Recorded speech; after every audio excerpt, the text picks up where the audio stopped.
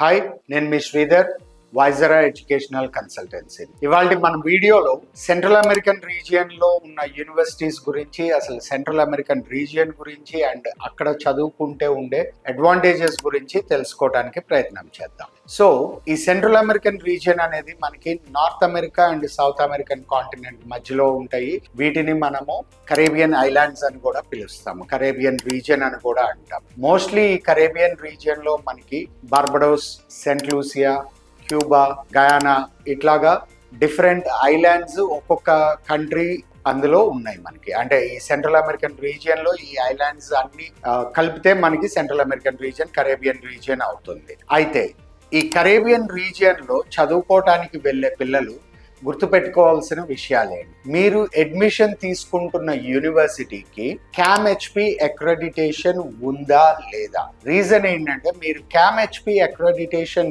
లేదు అని అంటే అక్కడి నుంచి మీకు గ్లోబల్ డిగ్రీ రాదు. ఆ యూనివర్సిటీ ఇచ్చే డిగ్రీ గ్లోబల్లీ యాక్సెప్టబుల్ కాదు. సో కంపల్సరీ ఆ యూనివర్సిటీకి CAMHP అక్రెడిటేషన్ ఉందా లేదా చెక్ చేసుకోవాలి. దీంతో పాటుగా ECFMG అక్రెడిటేషన్ ఉందా లేదా అనేది కూడా కంపల్సరీ చెక్ చేసుకోవాలి. రీజన్ ఏంటంటే, ఈ రీజియన్లో ఉన్న యూనివర్సిటీస్ అన్నీ కూడా యుఎస్ ప్యాటర్న్ని ఫాలో అవుతాయి.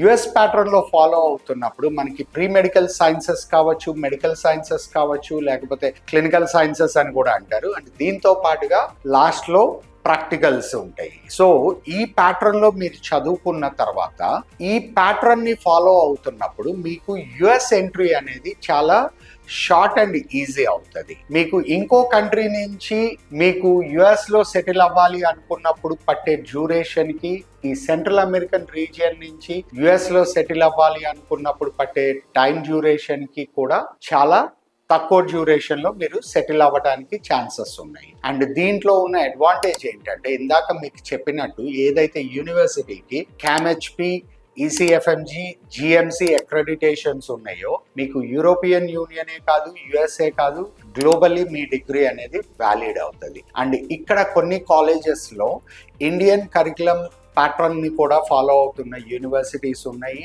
అండ్ తిరిగి వచ్చి ఇండియాలో ప్రాక్టీస్ చేసుకోవడానికి కూడా అవకాశం ఉన్నాయని చెప్తున్నాయి. సో వీటన్నిటిని దృష్టిలో పెట్టుకొని బడ్జెట్ని చూసుకొని మీకు అన్నిటికంటే తక్కువలో తక్కువ వేసుకున్నా కానీ 35 lakhsలో కంప్లీట్ చేసుకునే యూనివర్సిటీస్ కూడా ఉన్నాయి. సో మీ ఫ్యూచర్ గోల్ ఏంటి అంటే, MBBS అయిపోయిన తర్వాత మీ టార్గెట్ కనుక US, UK or European continent or Canada, Australia ఇలా ఏదన్నా కంట్రీలో మీరు సెటిల్ అవ్వాలి అన్న టార్గెట్ కనుక మీకు ఉంటే ఈ రీజియన్లో మంచి యూనివర్సిటీని సెలెక్ట్ చేసుకుంటే మీ టార్గెట్ అనేది షార్ట్ పాత్లో అంటే తక్కువ డ్యూరేషన్లో ఈజీగా రీచ్ అవ్వడానికి అవకాశం ఉంటుంది. సో ఎవరైతే ఈ రీజియన్లో MBBS చదువుకోవడానికి ఇంట్రెస్ట్ ఉన్నారో, లేకపోతే యుఎస్లో, UKలో, యూరోపియన్ కాంటినెంట్లో చదవాలి అని అనుకుంటున్నారో, మీరు ఒక్కసారి కంపారిజన్ చూసుకోండి. కాస్ట్ పరంగా, డ్యూరేషన్ పరంగా కూడా సెంట్రల్ అమెరికన్ రీజియన్లో MBBS చదువుకొని